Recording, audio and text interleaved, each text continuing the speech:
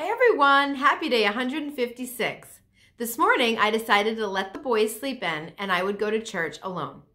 Since they didn't have to get up, they both slept until 8 o'clock.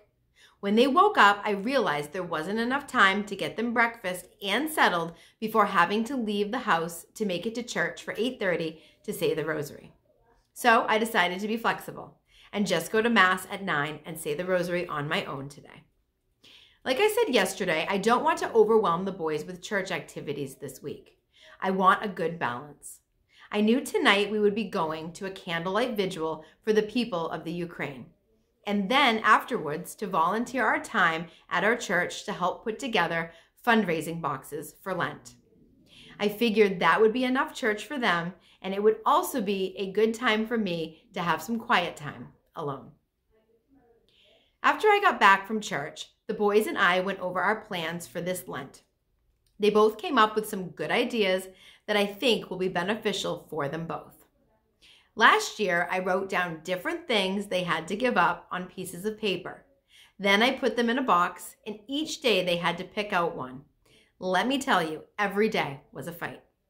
This year, it feels nice for them to be more part of it and pick their own things out that they want to work on. Like I told you a week ago, I'm not going to go into this season trying to make it the most perfect Lent ever. I'm going to do a few simple things. For prayer, I'm going to read The Imitation of Christ. My plan is to read a little each night before bed. For fasting, I'm going to not purchase any extras for myself. That means no random TJ Maxx or Target runs. And for almsgiving, I'm going to donate all the money I make. I was a hairdresser in my past life, and I still have a few clients that come to my house. I will take that money and put it in our fundraising box to help our friend priest in India. I also plan on continuing on my Monica Mom's journey and to go to as many things as I can the church has to offer during this Lenten season. I feel good about my choices, and I'm excited to see how deep I can go with Jesus this year. In today's readings, we hear Peter telling Jesus, "We have given up everything and followed you."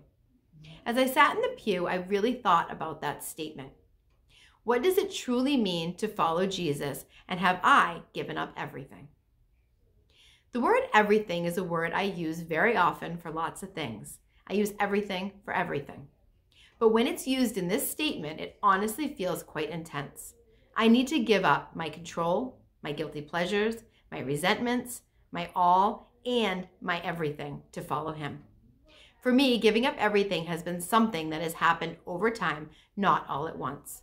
I didn't just wake up one day and say, "Okay, God, I'm ready. Take everything from me." Wouldn't it be nice if it were only that easy? That it was that simple, and our free will didn't play a part in our willingness to let go. Every morning I give God my will, my everything, and then at some point throughout the day, I take some stuff back. It's like a spiritual game of tug of war. Every day I become a little more willing to surrender a little more of myself to him. I hope all of you out there have a blessed day 156. Please know that I am praying for you always, and I will see you tomorrow.